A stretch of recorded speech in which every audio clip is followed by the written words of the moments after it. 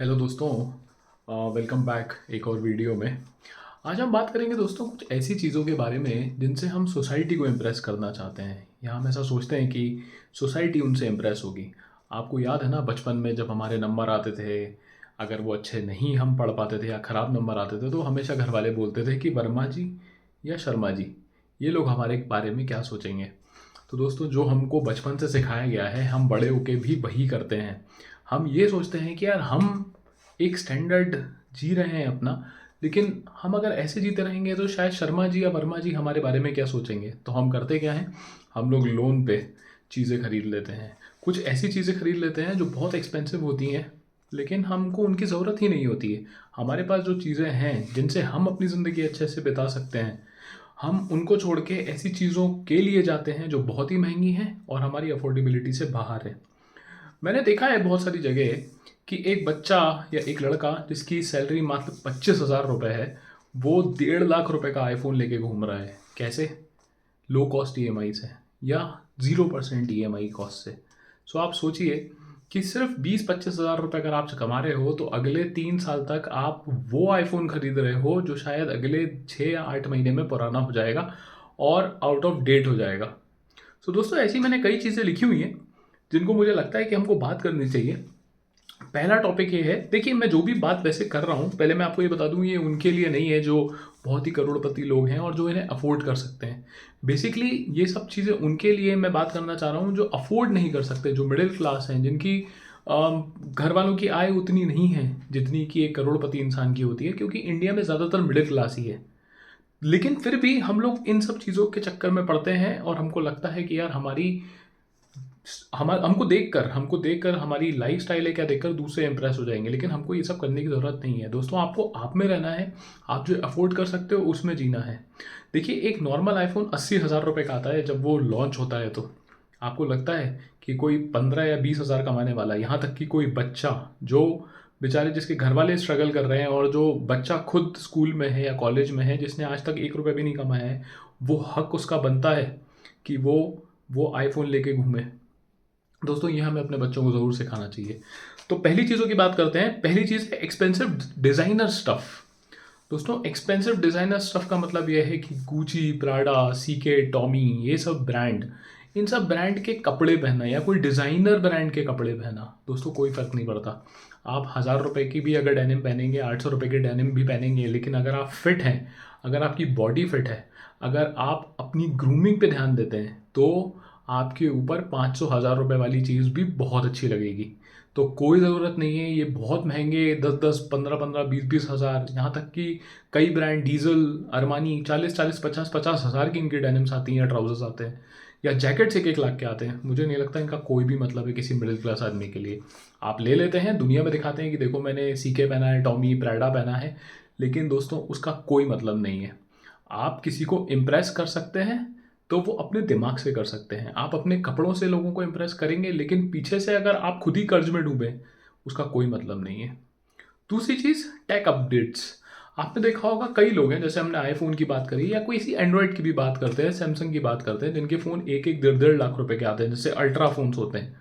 अब आप सोचिए, किसी ने 2024 में अल्ट्रा, सैमसंग अल्ट्रा 24 या ऐसा कोई फ़ोन लिया था, अब उनका 25th लॉन्च हो गया है। तो अब आप सोचिए, कई लोग ऐसे होते हैं जो अपडेट करना चाहते हैं, उनको लगता है कि नहीं यार 6-8 महीना पुराना फ़ोन हो गया है, अपडेट कर लेते हैं।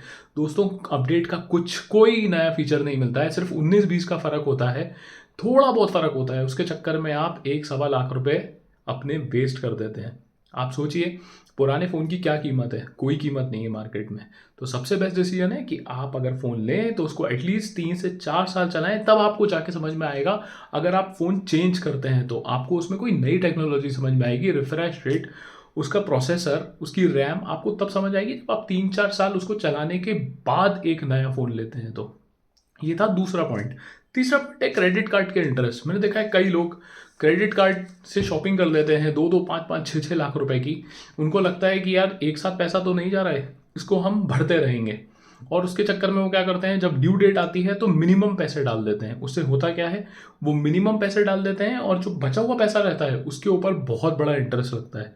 वो इतना बड़ा इंटरेस्ट लगता है जिसका कोई मतलब नहीं है। अगर आप अफोर्ड नहीं कर सकते हैं तो क्रेडिट कार्ड मत लीजिए, और लीजिए भी तो 1 या 2 क्रेडिट कार्ड लीजिए, उनके बिल भी आप प्लीज़ पूरे फुल पेमेंट टाइम पे करिए। ये तीसरा पॉइंट था। चौथा पॉइंट, ट्रेंडी एक्सरसाइज इक्विपमेंट्स। मैंने देखा है कई लोग जो अनफिट होते हैं वो बहुत ही बड़े बड़े इक्विपमेंट्स ले लेते हैं एक्सरसाइज करने के।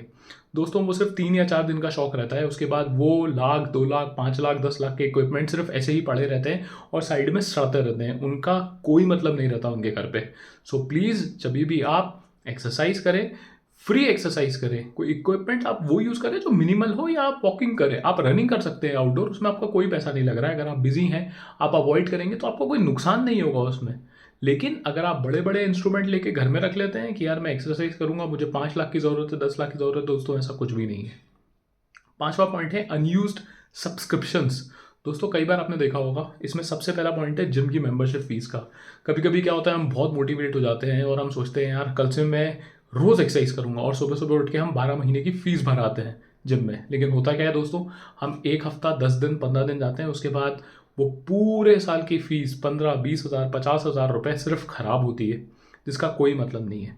इसका दूसरा एग्जाम्पल मैं लूँगा, आपके Netflix, Amazon Prime, Sony Liv और दुनिया भर के सब्सक्रिप्शन। लोग बहुत सारे सब्सक्रिप्शन ले लेते हैं जो ऑटो मोड पे रिन्यू हो रहे हैं, लेकिन वो उनको देख भी नहीं रहे हैं। क्या आपके पास इतना टाइम है कि आप सारे ऐप देख लेंगे?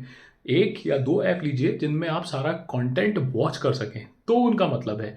और उसको ऑटो रिन्यूअल पे मत डालिए, क्योंकि आपको मालूम ही नहीं होगा और आपकी जेब से पैसा कटता रहेगा। उस पैसे को यूज़ करिए, कुछ अपने घर वालों के लिए खरीदिए या कुछ इन्वेस्ट करिए।